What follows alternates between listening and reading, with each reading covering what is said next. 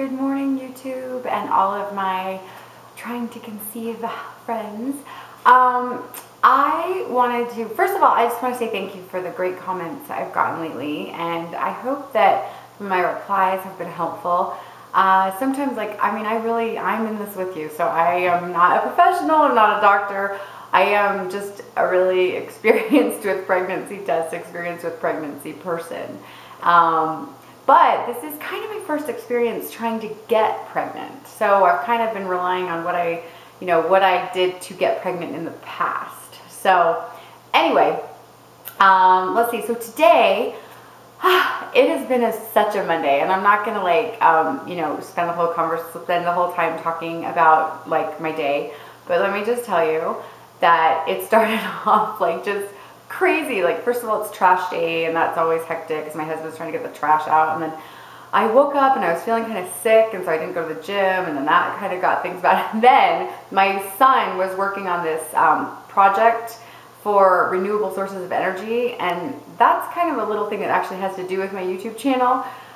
Somewhere along the line, he was typing up his thing, and his little hydroelectric snippet on electric power plants somehow got linked to my Google account and turned up in my comments. So I think I deleted all of them, but if you are reading the comments and you see something like there are 11, hydroelectric plants in this state or whatever, yeah, sorry. I don't know how that happened. But anyway, he had built this little model of a cross section of one, and as he was leaving, he realized that he had forgotten. He has a group project due today, and he realized he had forgotten over the weekend. He was so focused on his project that he forgot to do his research for his group project, and he freaked out and started crying. And so we let him be half hour late so he could get it done. And yeah, it was just kind of that day. So if I seem, kind of it's because I am kind of but nonetheless, I'm happy to be here, and I'm sorry if I rambled the very beginning. I today wanted to talk about the things I had been referring to this video, even though I have 10 other things I wanted to do a video about. Since I've constantly talked about this in past videos and how I'm going to do it, I thought I need to do it or they're going to think that I'm just making up stories. So I wanted to talk about some of the things that I am doing to help me get pregnant. Some of them are things that you already know about, and I'm just going to list them because I'm going to list them. But some of them are things that are new to me. And so I thought I would share them with you. So I wrote them all down because I get all kind of, the dogs are barking or whatever, and I forget what I said. So, okay. So the first thing that I wanted to talk about, or the first thing I wanted to say is, of course, you all know about them, but I don't know, I am kind of new to the fact that you can get cheap ones, and that is ovulation predictors. And so these are ovulation predictors. They are from Amazon. And I ordered a whole pack of them, and they actually came, these are pregnancy tests, and these are ovulation predictors. And it actually came it's 75, maybe this was a 50-50. Anyway, you can get all sorts of different mixes if you just go to Amazon. So I can't remember what my mix was here, because as you can see, I've used some of both of them. But I think this might have been 75 ovulation predictors and 50 pregnancy tests. Anyway, because I got the massive amounts, because we all know I'm a little OCD on the subject, because I got the massive amounts, it's turned out to be like 40 cents each. So I feel like because of that, because I get the cheaper ones, I can take them 3 or 4 times a day if I want. And it's actually been interesting because I can see the line increasing, and I can almost tell to the moment when it's going to get darker. I'll go to bed, I'll take one at 11, it'll be almost darker. And then when I wake up in the morning, it will be that line. So, so this month I did ovulate on the 10th, somewhere between the 10th and the 12th, and I took the test obsessively. And I guess what I wanted to say is a little bit of a technique with these is if you're not fully comfortable using the really cheap ones, which I am generally pretty comfortable, but because they have given me a really solid sign. But what you can do, so these really helps you just take them since the day you miss your period. Not miss your period. After you have your period, when your period ends, then you just go ahead and start taking ovulation predictors, because it's a possibility that you're not getting pregnant because you're ovulating early or late or whatever. So it's fantastic to be able to take them 3 or 4 times a day and really track that. At least it is for me, because I'm a little obsessive. But the other thing is when you get a positive, if you're thinking, oh my gosh, I just, took a 40-cent test, how reliable is that? Then you can go spend the $20 on an expensive digital, or I actually have used just the Walmart ones, and they do have a more obvious dark line, so you can just go ahead and take them both. But don't be taking the $20 ones like the day your period stops, because oh my goodness, you'll be like $200 in the hole by the time you actually ovulate. But at the same time, you don't want to be so stingy with your tests that you don't catch the moment. So anyway, so ovulation predictors, everybody knows about it, but I didn't know if everybody knew about the cheap ones, because I didn't until recently. I had been taking the expensive ones, and I had been waiting until like right when I saw the time and then taking them, and it did work for me. But now that I'm having a little bit more trouble, or now that I'm a little bit more focused on the whole idea, I definitely want to be really in touch with my body, and this has helped me to be in touch with my body. And I have another video idea on being in touch with your body. So that is to come. So I'll do more on that. So anyway, the ovulation predictors. The other thing I wanted to say is if you're having problems getting pregnant, or you just have a gut instinct that something is wrong, don't rely on YouTube videos and Countdown to Pregnancy and Baby Center and everything. Go to the doctor. And the reason I'm telling you this is because I am a person who is most likely to Google it and look it up and everything. But just let me tell you a quick story about after my D&C. So I had a D&C in October, and since then, I have mentioned it, I have really been struggling with losing the weight. So what had happened was I had been pregnant before, and I had a miscarriage, but during that pregnancy, I had been put on several weeks of bed rest. So I went from being in phenomenal shape to being like, basically just melting into flab, because I was going from doing a boot camp every morning and running every day to just sitting. And while I was sitting, I was eating cookies and candy and junk. And anyway, so I put on several pounds. And then as I was trying to get that off, I got pregnant again. And once again, towards the end, I ended up on bed rest. And then the weirdest thing is after I had my D&C, I thought I would come home and be lighter because they took stuff out, right? So I should have been lighter. I came home and I was several pounds heavier. Well, I thought, once the water goes out, once I've had a cycle and everything will go back to normal. Well, I have been really focused on losing the weight. And by that, I mean, I'm not like eating carefully, but then having a cookie here and a cookie there, and then being like, oh, why am I not losing weight? I mean, I've been hardcore, working out once a day, which I then took to twice a day to try to help lose the weight. And then and just eating and then I went on Nutrisystem because I thought, well, maybe I'm overestimating my calories, and I just was hardly losing any weight. So I ended up realizing something was really wrong with my body. So I made an appointment with the doctor who thinks I might have insulin resistance. And my thyroid went kaput after having my first son. So there's also a possibility that my thyroid is not functioning again. So I'm going to have those levels checked. And my appointment is Wednesday. And I will let you all know how that turns out. But the way that pertains to this is not just my little obsession with losing my pregnancy weight, which, just FYI, that is insult to injury, to not have a baby to show for it and to be 25 pounds heavy. So the reason I did that is because if you Google it or you look up, you can see that insulin resistance and thyroid dysfunction affect your fertility. So no matter what I'm doing, if those things are wrong with me, it's going to be very hard for me to get pregnant. So number one, I just need to feel better about myself because I feel like crap. And if you're, when you're baby dancing, you want to feel good about your body. So my goodness, that has been just really major conflict for me because here I'm feeling really flabby and I'm trying to baby dance all the time and I'm feeling ugh. And so anyway, so I just wanted to say, and I know I can never say anything quickly because that's just who I am, so I'm really sorry.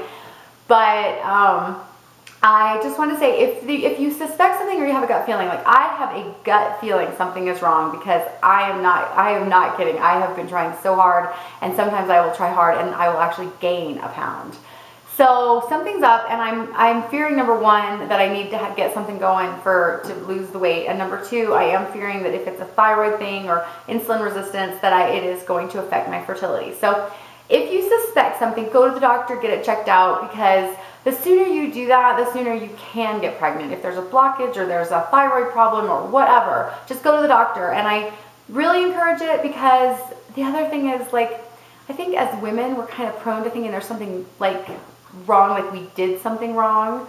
Like, I'm like embarrassed to go in and say I'm chubby and I can't seem to like lose the weight, and I don't want them to look down on me, but you know, we just kind of assume it's our fault, but it's not, and it can be fixed. So go to the doctor. Okay, and I will let you guys know how that goes on Wednesday. I'm super excited about it. This doctor was recommended to me by a friend who had a similar situation, and she looks fantastic. And like, it got to the point where she couldn't keep weight on. Yeah, probably won't be my problem because I just love the chow. But I have always been very conscious of slowing the chow, slowing the fork. So I will let you know how that goes. So sorry if I rambled about that. Another thing you might not know about, and I use this actually with 3 of my healthy pregnancies. I haven't used it lately just because I've been doing so many other things. I didn't want to do it, but I might go back to it. But taking a cough syrup with guavastine in it, and I'm probably mispronouncing that, but look on the back label, and it's Guafestein, I believe. I'm not a super speller, but you'll get the impression. There's nothing else like it, so you won't see, like, you know, as if I misspell it, you'll still get the point. That, you know, because it's for the phlegm and the mucus in the back of your throat, it's for thinning that out. That's what that's for. Well, it also thins your cervical mucus. And you can Google it and you'll see that some people swear by it, that it thins your cervical mucus and makes it easier for the sperm to get there. So I did do that with my first, my second, and my third son, and I got pregnant really easily. I didn't do it with my 4th son, and I also got pregnant really easily. So there may or may not be something to it. I haven't gone down that road, but if I don't get pregnant this cycle, I will. I am a little worried I won't get pregnant this cycle, only because I am concerned about whatever is going on with my thyroid or my insulin resistance. I did have gestational diabetes with my 4th son, which I think kind of makes me more prone to these problems, even though I didn't have gestational diabetes with my first 3.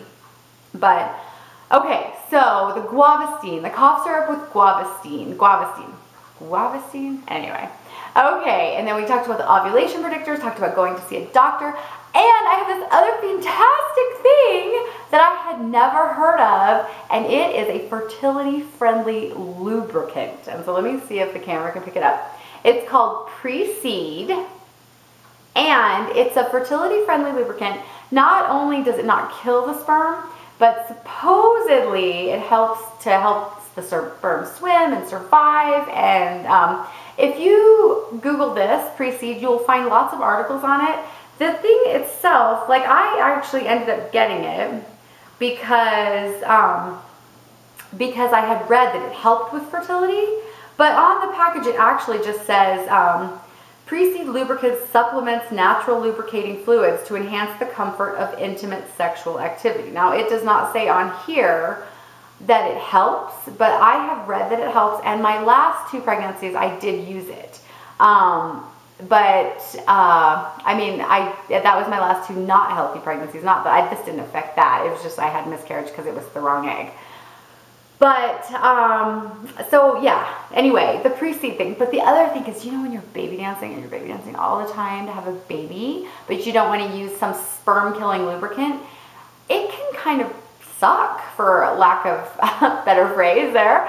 So this really helps, because when you just want to kind of get it in or out, just get it in and out and get it done, it's really nice to have a sperm-friendly lubricant. And I did get pregnant immediately. I got first try with my other ones. So we use this time, so I'm hoping that, that this will help. And so that one, this was new to me, so I'm kind of excited about telling you about it, because it kind of just, I had read somebody was like, and my friend who was trying to get pregnant at the same time, I told her about it. She used it last month. She's pregnant. So honestly, and I'm so excited for her, because that's a whole other story. I've mentioned in my other videos, my friend who had a daughter that died at the age of 3. Well, that's her. And I like really, really wanted this for her. So I'm so glad, and I'm so excited. And she used this, so I'm going to take a tiny bit of credit. Not really, but Okay, and so then the other thing everybody knows about thermometers and temping, and I just thought I'd mention that just because it is something I used with my first son, and I think it's totally effective. In fact, I think it's probably more effective than an OPK, so it's more effective than an ovulation predictor kit. But I think it's probably even more effective in combination with an ovulation predictor kit. And here's the beauty of temping. I really think it helps with the 2-week wait, because you'll see your temperature. You can tell by your temperature if you're pregnant or not. And so with my first son, that was totally, I knew by the dip in temperature, like I knew, oh my gosh, I'm pregnant. Now, I am not temping this time, let me tell you why. The most important thing with temping, or kind of the most way you get accurate, is before you even like get out of bed, before your body gets moving at all, you lay in your bed and you reach over and you get your thermometer before you sit up in bed, and you take your temperature. And then you write it down and everything. But it's really important to do it before you're moving, so you get an accurate temperature when you sleep. So here's why I haven't done it. I now have 4 kids. I never sleep through the night anymore. I have a 3-year-old who does not sleep, and I think I am partially to blame for that, because with my other ones, when they would start waking up, I would take them back to their beds, and I would rock them, and I would put them back in their beds, and I would kind of, if they had a fit, it wasn't as much of a big deal. Well, with my 4th one, I was so exhausted because I had a newborn when I had him. I mean, I had not a newborn, but I had a baby that was like a newborn because he was a preemie. So he was basically essentially 7 months old when I had my 4th one. And I was like, oh my gosh, please don't wake the other baby. So I kind of coddled this one more. So anyway, so he's up a lot. And when he gets up, he tends to wake his brother because they share a room. And then if the 2 of them get up, they tend to wake the other one, my 7-year-old, because, so anyway, I never sleep through the night is the bottom line on this. Like, he comes into my room, so often I'm up at 5 or I'm up at 3:30, so I can't get an accurate temperature because I have not been sleeping through the night. But if this is your first time, or you have, amazing children that sleep through the night, I would highly recommend temping. The main reason I would recommend temping is because the 2-week wait, if you follow your temperatures, you can get a good indication of whether or not you're pregnant, and that is awesome. So, okay. Now, the next one, and they're kind of two that go together, is relax and have fun. Oh my gosh, that's so much easier said than done. Because sex can become a chore when you're trying to conceive. Because you just, it's kind of amazing how many unplanned pregnancies happen when you actually think about how hard it is to kind of have the egg and the sperm meet at the perfect time. But, as you get older and you start actually being more concerned about this, and, you're paying attention, it can be hard, because you're like, all the spontaneity is gone. Your husband wants to have sex, and you're like, oh no, I'm not ovulating, we can't have sex today. Or you are ovulating, your husband has a project due, and you're just like, come on, honey, you're gonna need to get up, we need to like knock this out. And it's almost clinical. So the most important thing is to keep it fun. And so this is my next one. And I recommend, and this is what I did this cycle, and this is what my pregnant friend did also, because we ended up talking about, we were laughing that we both had the same idea. So you might already be up on this. This is the first time I figured this out. But trick your husband. So here's what I mean by that. So my husband, and most men, you've seen the maternity shirts that say all I wanted was a back rub and this is what I got. Okay, we all know that when men give you a back rub, they're not really giving you a back rub. They're like initiating sex. So I always am like, whenever my husband wants to give me a back rub, I'm like, you can never give just a back rub. I actually want a back rub. Okay, so the other day, on my ovulation day, because sex had kind of become a little bit of a chore with the trying, and I was trying to kind of get away from that and just have him, just have us be into it. So I said, my back is really sore, could you give me a back rub? And my husband was like, oh, okay, I'll give you a back rub. And I was like, not that kind of back rub. Okay, but secretly, that is exactly the kind of back rub I wanted.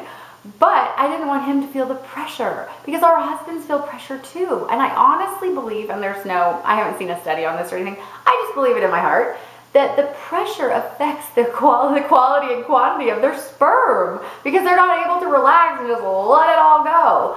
Because they're like, I gotta make a baby, gotta make a baby. My wife wants a baby, I gotta make a baby. And it just becomes not sexy and not fun. And therefore, well, I have read in a study that the more buildup there is, the more sperms, the more foreplay, the more it is built up, and the more power it shoots in. Sorry, TMI. But, okay, so I tell my husband, you know, I want a back rub, and I'm secretly thinking, yes, that's the kind of back rub I want, but I don't want him to know that. So I'm like, no, I really want a back rub, like a real back rub. So he's giving me a back rub, and I can totally tell that he's like, oh man, I have to give her just a back rub. So he starts trying to like kind of move in, and I'm like, no, no, no, no, I just want a back rub. Can't we just snuggle? And he's like, oh, snuggle. He's like, yes. So I'm like, oh, okay. So then I say, no more back rub if you're gonna try to do that. So then I say, can't we just snuggle? And he's like, yes. So then I just kind of, as we snuggle, I go, oh, let's spoon. So I spoon, I purposely drape his arm across my front, like in a nice snuggly position, knowing full well his hand is resting where he cannot resist things. And then I just got TMI, so if your kids are in the room, have them leave. Then I just kind of push my butt up against his boy parts, and the next thing I know, he's like, you know, the back rub has become, well, anyway, it has totally been awesome because he has not, so he still thinks I haven't ovulated, and we've actually had our 2 depository sex sessions, and he has no idea. So he's still, so I think I'm just probably gonna, not that I am advocating lying to your husband, but I think I'm just gonna, like now, so on the every other day thing, I'm just gonna be like, oh, you know, we're gonna have to have sex tonight, because now I don't care if it's like, you know, whatever. But I have to kind of give him, you know, throw him a bone thinking that we're trying for a baby. So hopefully that made sense. But I really do, your husbands are under pressure too. I mean, our husbands are under pressure, and they're wanting to please us, and they're wanting to give us a baby, and they are feeling just as under pressure as we are. So, because it's just easier for women to perform, you know, I like to take the pressure off of my husband. And I really, really, really think that helps. So, okay, so that is, so I actually have tricking your husband on here as part of the thing.